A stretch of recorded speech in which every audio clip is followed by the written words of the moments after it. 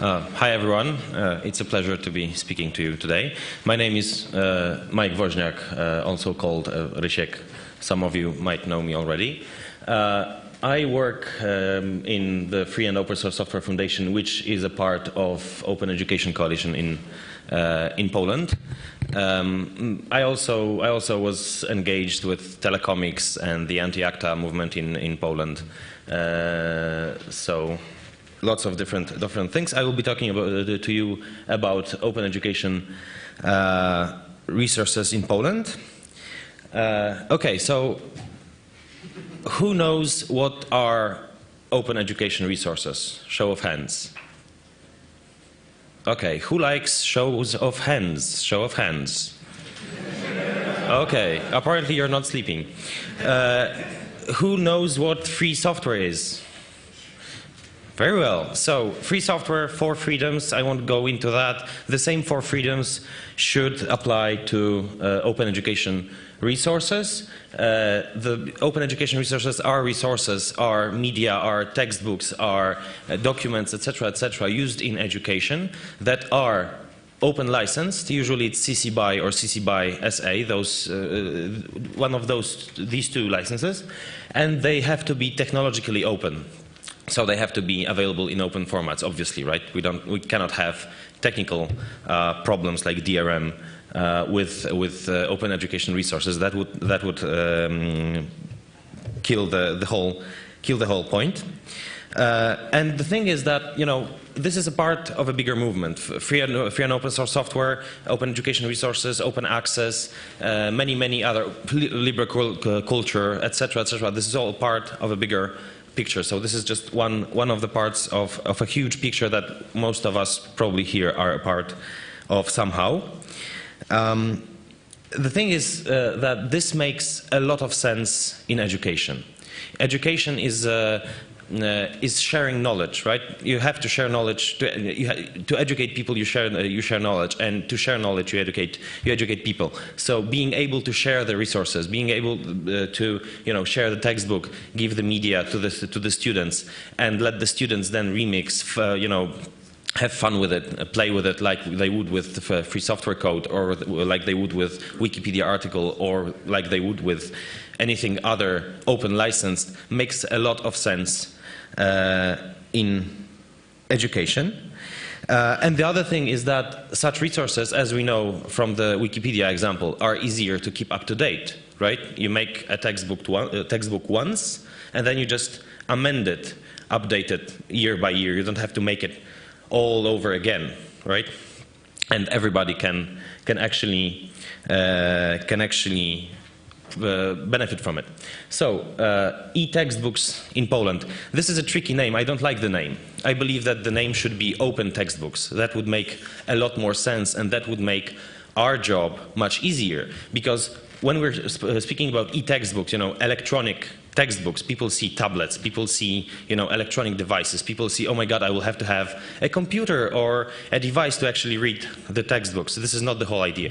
The main and the most important part of the e-textbooks or open textbooks program in Poland is the openness. It's the fact that they are going to be published on free and open license. They are going to be published in free and open source formats.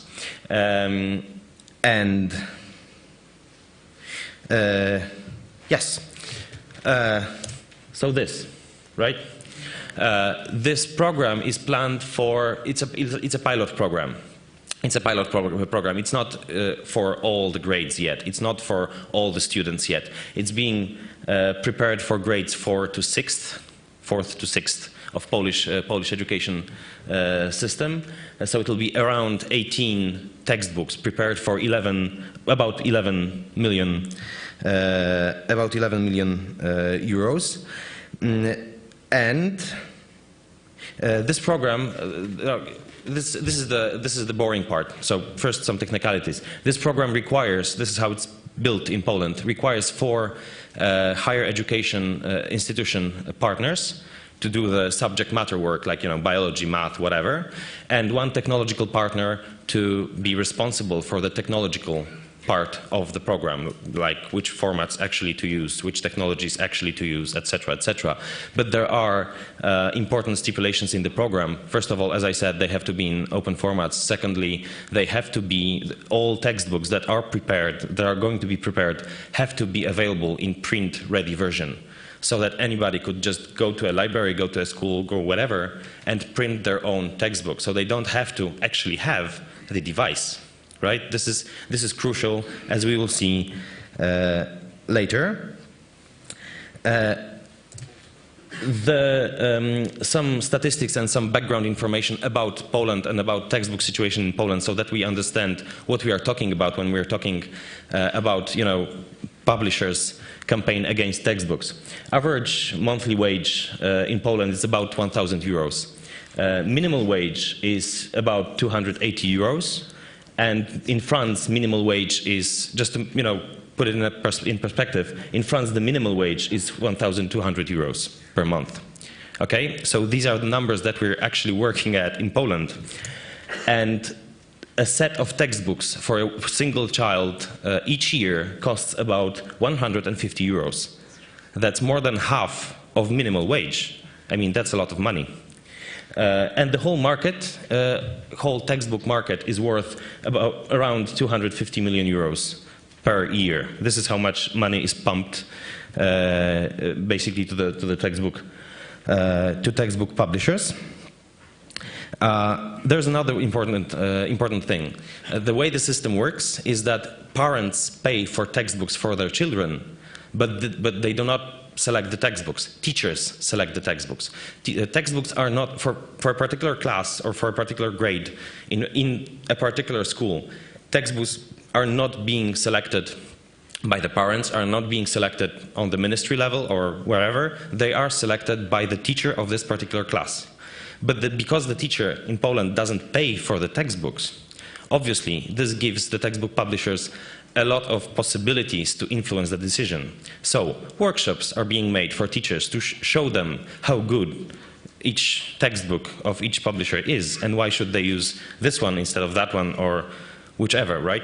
And free textbooks and free materials are being given to the teachers so that they know how to use certain publishers' textbooks, right? This all influences the decision of the teachers, and because the teachers do not pay for the textbook, they do not pay for their decision, they can choose whatever, and the parents foot the bill anyway. Well, not only the parents. This is the kick, because first of all, textbook publishers can ask the Ministry of Education to subsidize their textbooks, and unfortunately, I couldn't find the numbers of how much textbooks are actually being subsidized in Poland. I'm sorry for that. I couldn't find those. But the government also subsidizes poor families. They have a special fund for poor families to buy textbooks for their children, and that's about 32 million euros each year. So this is the money. 32 million euros each year goes directly to families to buy textbooks. So it goes basically directly to the textbook publishers, right? So this is the situation. Oh, and another thing. This is actually also quite important. That second-hand market, right? Student stops using the textbook, gives it to his younger sibling, or sells it. Well, not anymore, because the textbooks are being bundled with exercise books, or are actually the same book as the exercise book. So you have a text, and then you have exercises in the same book. So once used, it's not actually resellable. It's not possible to resell. Obviously, you can ask kids to use pencils, but we all know how that works, right? When you give a textbook to a child and he or she has to write in it anyway, they will use a pen at some point. And this textbook will not be second-handable. It will not be possible to sell it on the second-hand market. And what's more, I will use this word actually, that textbooks right now in Poland are very, very flimsy. I mean, after a year or two, they're falling apart, right? This is not the case with textbooks like 20 or 30 years ago. I mean, I have such textbooks at my home, and I can still use them. They were solid books because they were meant to be used through generations right now. Obviously, this is not business-wise for the lobby. And there's another interesting statistic. Between 2005 and 2011, the number of kids, of school kids in Poland, dropped from 5.5 million from 6.5 million to 5.5 million, about one sixth. But the value of the textbook market went up from 155 million euros to about 250 million euros. So about a half. How do they do that? I would love to, have a business model that would work like that. How do they do that? So obviously, textbook publishers do not like this idea. They do not like, this, right? So this is what they do. The whole campaign of textbook publishers is based on fear, uncertainty, and doubt. It has nothing to do with, with subject matter, as I will try to show you. First of all, what they use as an argument is cost. Oh my God, these textbooks will cost exorbitant, amounts of money to make. I mean, electronic textbooks, all the equipment, all the gimmicks. Oh my God, this will be a lot of money. So basically, they're saying something like that. I would love to talk with their, budgeting divisions if math works like that there. But I wouldn't be surprised if it wouldn't, because it usually works, the other way around. But still, they use this argument, and the only thing we can do is just try to shoot it down everywhere where it shows. And it's hard. Why it's hard? Because textbook publishers are publishers, so they have quite good contact with the media. And what we've noticed is that Polish media are actually publishing articles written by textbook publishers or textbook publisher PR companies, word for word.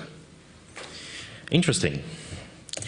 The second argument, equipment, right? This already showed before, and this I told you that this will be important. You will have to have, the argument goes, oh, well, you will have to have all those iPads, tablets, expensive, gimmicks to actually be able to use the textbooks. The textbooks may be free, but you will have to pay like, 200 or 300 euros for a device. Well, obviously, we already know that this is bullshit because, as I said, and I have to reiterate that at every meeting or at every, media outlet I talk with about this program is not about equipment. This has nothing to do with equipment, right? This is about openness. This is about library licensing, and every single textbook will have a print-ready version that actually the textbook publishers could print and sell.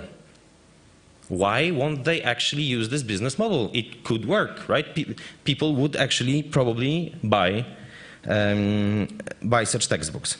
And there's another interesting argument connected with the equipment, is that, and I quote, you will not have a second-hand market for tablets.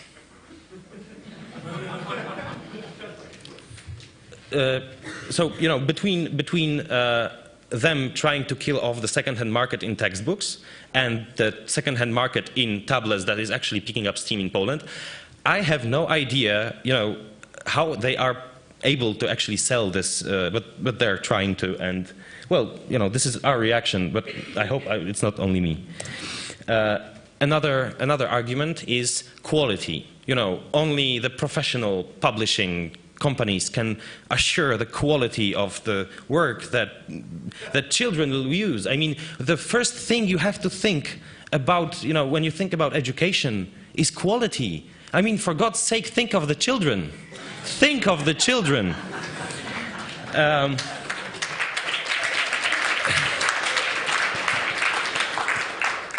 So the first thing is that, judging by the quality of their arguments, I'm not very, convinced that this is actually the case. And judging by the quality of textbooks that fall apart after 1 or 2 years, I'm actually convinced otherwise, but what do I know? this is actually for another information that I want to tell you. It's that oh right, first of all, if they're thinking about quality, releasing their textbooks as open education resources and helping others improve them would probably improve the quality. But for some reason, they will not do that. I mean, I can bet they will not release their textbooks as open education resources, even though it would improve their quality. So apparently, quality isn't exactly the most important thing they're thinking of when they're creating the textbook for some reason. I don't know why. But I have been to a meeting where there were government officials from the two ministries involved. The two ministries involved are the Ministry of Education and the Ministry of Administration and Digital Affairs. There were the publisher lobby, six or seven very sad people that were trying to convince us that the internet is a bad thing, etc. And there were the NGOs from the coalition of open education.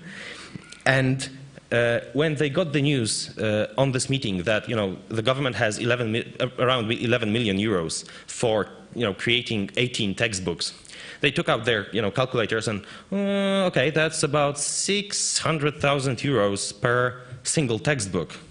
This will not even be enough to clear the copyrights on graphics used in the textbooks. And we were actually going to say something, but to our surprise, somebody from the government said something, and they said, okay, why don't you use, open education resources, like, photos on the CC BY license or whatever, to illustrate your point? Wikimedia Commons? 15 million, why? And their reaction was actually why this is here. Their reaction was, okay, one of the people said, okay, I'm a representative for one of the biggest textbook publishers in Poland, and we do not use open education resources. This should tell you something.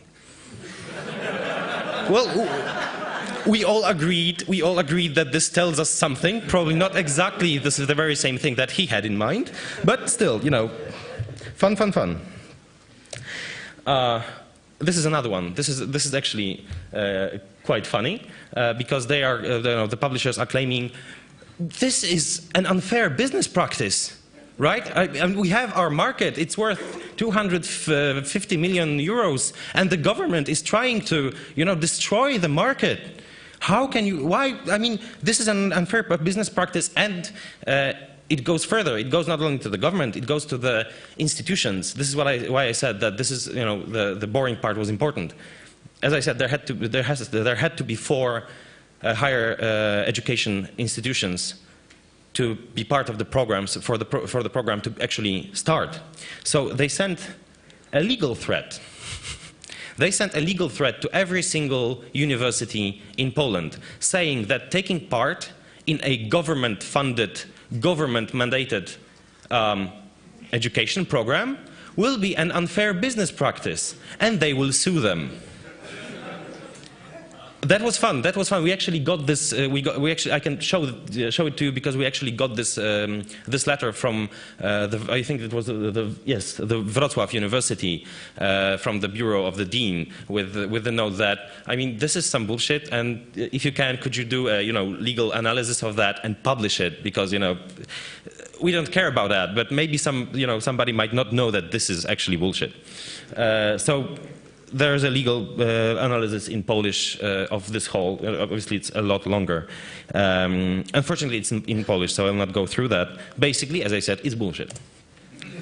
But the important part in this part is that you have to be on the subject matter. If you're fighting for open education resources, you have to be ready also to talk to lawyers. You have to be ready also for completely absurd ideas and completely absurd situations, because if we didn't have the lawyers to contact and to say, listen, we got this, we know this is bullshit, but we have to show it to other universities because otherwise this program will not fly, we wouldn't, the program would not fly, because other universities would probably say, yeah, it's probably bullshit, but I don't know if you want to go into that, because courts will take like 5 years to clear this up.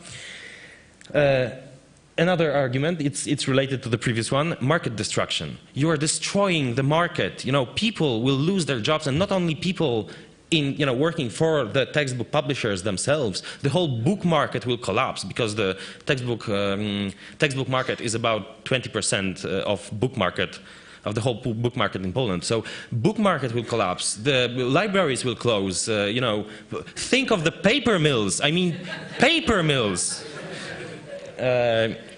I don't even know where to start with this one. It's basically a standard broken window fallacy. Who has heard about broken window fallacy? Okay, so broken window fallacy goes like that. Jack broke a window with his ball. But that's a good thing, because the window maker gets to make money by fixing the window. And then he gets the money and puts it in the economy, buying some food or whatever. So the money works in the economy. So, breaking the window is a good thing. Maybe we should break more. Wait. It doesn't work like that. I mean, the assumption here is that hadn't Jack broken the window, the money would be put in a mattress and just, rot there. And this is not the case. Obviously, the money would be used to something else. The economy would get the money anyway. It would be just, redirected to something else, probably more needed by Jack's family. So this is why it's, I think this should be the default reaction to this argument by anybody, right? We really do care. I mean, we are very sorry for your dying business models. I mean, we should think, we are very sorry that we couldn't have done anything to save the horse and buggy industry. But right now we have the chance. I mean, everybody in this room has the chance to save some industry. We should close down Wikipedia. It's killing the printed encyclopedia industry. We should kill off Creative Commons because it's killing the music industry, along with piracy or whatever. And we should kill off free software, obviously, right? I mean, think of the industry. Yeah. Right. So when they finally, get over the broken window fallacy and they see that the money will actually get redirected somewhere else, they are offering, the idea where this money will be redirected, and this is, the IT industry. The bad IT industry will reap the profits of this e-textbook program, because the huge companies will get into schools and get government subsidies to do things I mean, nobody actually knows what they are saying that those companies will do, because this program isn't about equipment, to reiterate again. So it always gets back. It always gets back to the equipment, and this is why I don't like this e-textbook part. Right? This is exactly the problem. Although I really like the idea that first they use the argument, oh my God, this will kill our industry. You're killing our profits, and then they use the argument, this industry shouldn't get the profits. How does that work in your head? I mean, how can you make this argument and then make the same argument? And I really like the idea that I'm a IT industry lobbyist. Basically, I've been called an IT industry lobbyist. The big Microsoft, Google, whatever. I work in a small NGO, and on each and every meeting with the government about the open education resources that we've been asked to come, it was like NGOs for and textbook publishers against. So, okay, IT industry, that's very nice. Centralized education system, and I will go faster because I can see that we're slowly finishing. This is the argument.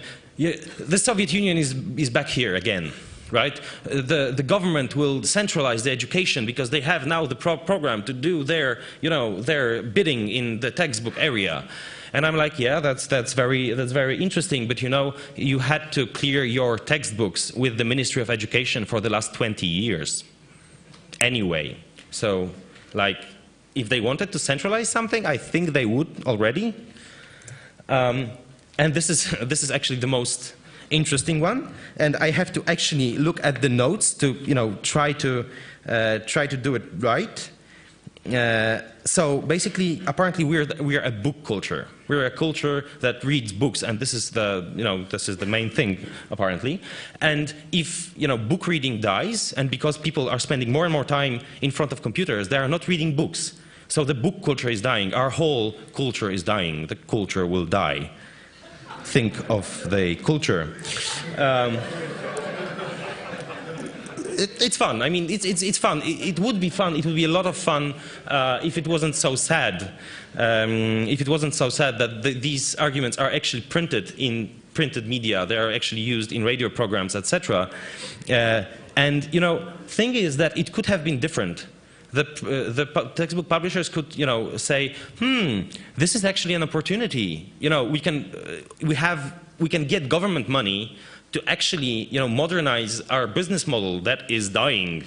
We could, you know, get on with the program. We could help them print the textbooks, you know, the printed versions. We could actually get the CC BY license, because the textbooks in Poland will be licensed on a Creative Commons by attribution license, so they can actually take them and close down you know, do something with the materials and close them down and sell them. So they could actually take the textbooks, for example, prepare them for profiled schools that don't need, for example, this much biology, but they need some more math or whatever, and they could, you know, do business on that. And this would be with the benefit for them and for everybody. But for some reason, they decided to fight. And I believe this is not the best strategy for them, and I believe this is very sad for all of us, because, you know, this binds resources that could have been used otherwise. Because we're fighting back. First of all, we're working together. The Open Education Coalition it's an open coalition of NGOs. It has 17 members right now. 17 members right now. So this amplifies our voice. When we go somewhere and we say, you know, it should be CC BY license and it should be, you know, published with open standards.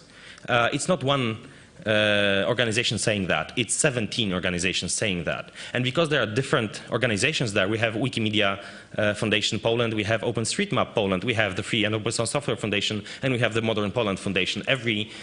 And many, many others doing different stuff. So we have experts from many, many different areas. So when we have an argument that is technical, somebody can do it and, you know, try to answer it. And if you have a, you know, lawyery argument, if you have a legal threat, we also have an organization to go to and ask for help.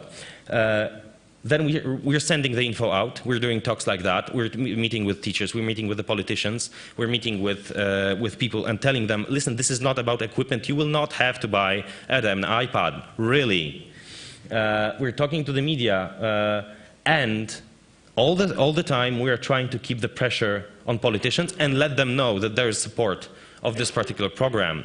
We've made a special petition website that is gathering, you know, signatures of people that are supporting open education, and at the same time we're watching closely what the government does, because, you know, governments have this thing that they often just start to listen to lobbyists at some point and they just change something, right? So. I think this is the strategy that we're using, and for now it works. We'll see about what else. If you need some more resources, because we don't have much time.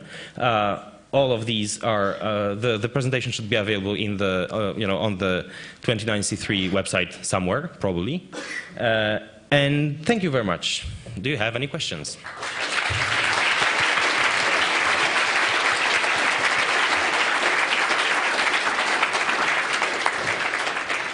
Thank you very much. If you have questions, you can line up at the microphones here. And we have also questions from the internet. Can the Signal Angel start with the first question of 5, I think? No, one question actually. Okay. The internet was quite amazed about the mouse cursor, by the way, but the question is, where do we contact you if we want to learn more about your work? Again? Where do we contact you if we want to learn more about your work?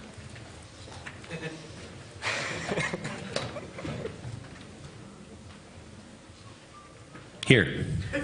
Thank you. Okay, thank you. Then first question from here. Hello, greetings from Finland. I'm a mathematics teacher and a student. And first of all, congratulations for your ridiculous situation. I've been laughing a lot at the Polish publishers now. The situation in Finland is so that it's not as dire as you have. I've been seriously amazed that people and media and publishers are even reacting at all to openly licensed materials. This is a totally new thing in Finland. Okay. What we just did is that we had a few mathematics teachers who were completely fed up in the curriculum and the book publishing system, and we had a marathon where we wrote a math textbook in a weekend.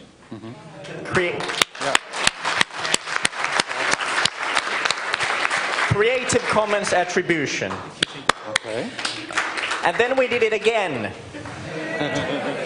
And in the first time we set up an organization, Open Learning Materials Association.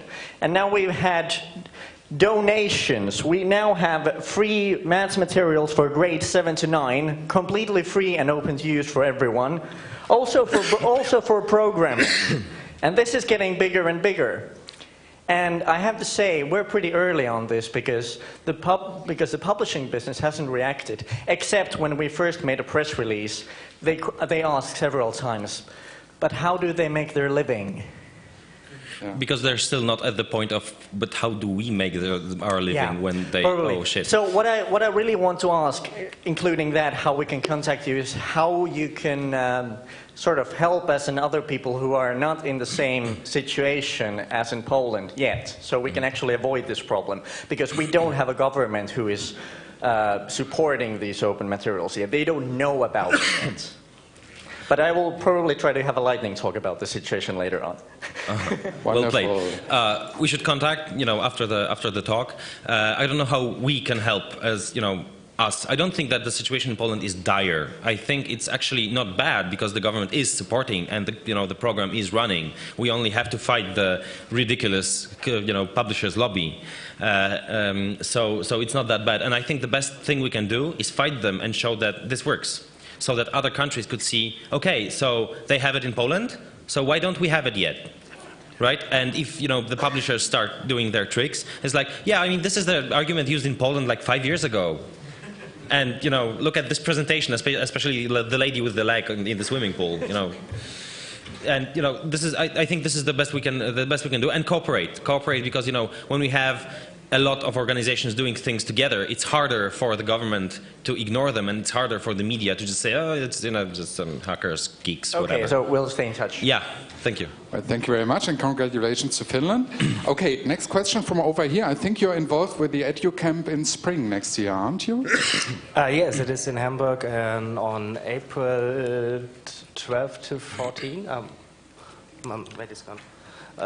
12th to 14th, probably. If this is a weekend, it's in Hamburg. Just Google EduCamp and you'll find us. My question is about the Open Education Coalition. You talked about the organizations that are members there. I wonder if there were any members from the core of the schools, like teacher organizations or something.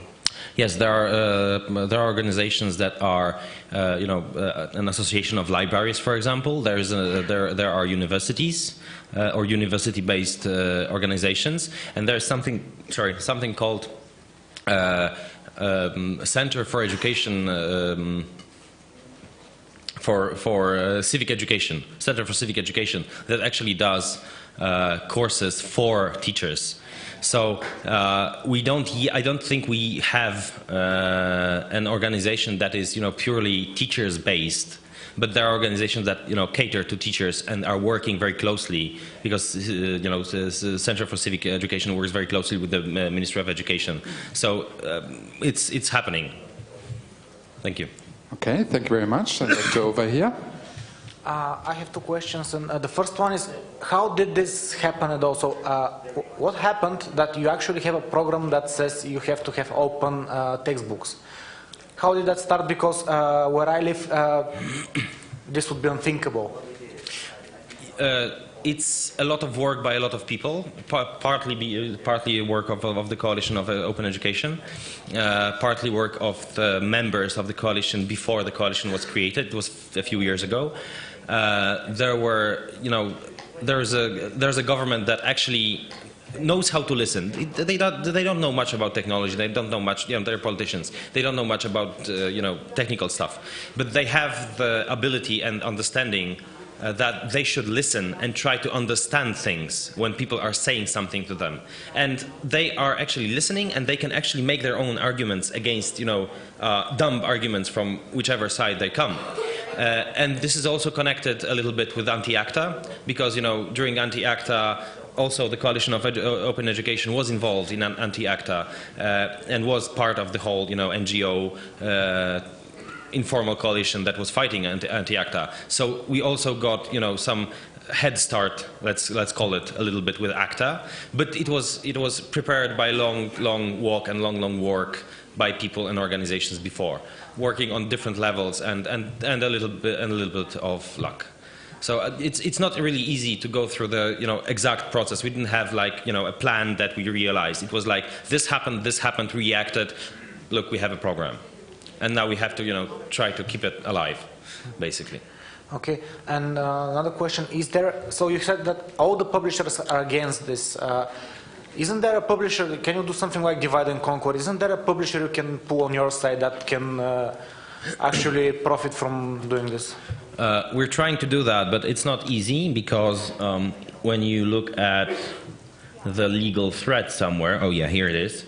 I write to you on behalf of my, something or other, and the list is all the major publishers, all the major textbook publishers in Poland. So they are already, they ganged up, and they are already, fighting tooth and nail against this. And the mind frame of the person that said that we're not using open education resources and this should tell you something. Well, the mind frame should tell you something. I mean, this is the mind frame in the publishers' lobby, and it's not really easy to reach out to them and work with them, because they don't want to work with open education and liberal licensing. We're trying to do that. This would be the best solution. As I said, it's very sad that they are not in the program, but this is their choice, and we cannot really do much about it. Thank you. Thank you. For example, in Germany, I'm a teacher at a German vocational school, and now they're sending out commercial or advertisements to teachers for print-on-demand textbooks. So they want to get basically their foot in the market, but let's see how far they get. Okay, there's another question from the lady over there. Mm-hmm. You were saying in your strategy that you talk to teachers, and I was just wondering if you actually do professional development workshops on openness. Yes. We do. This is something I didn't say. Sorry.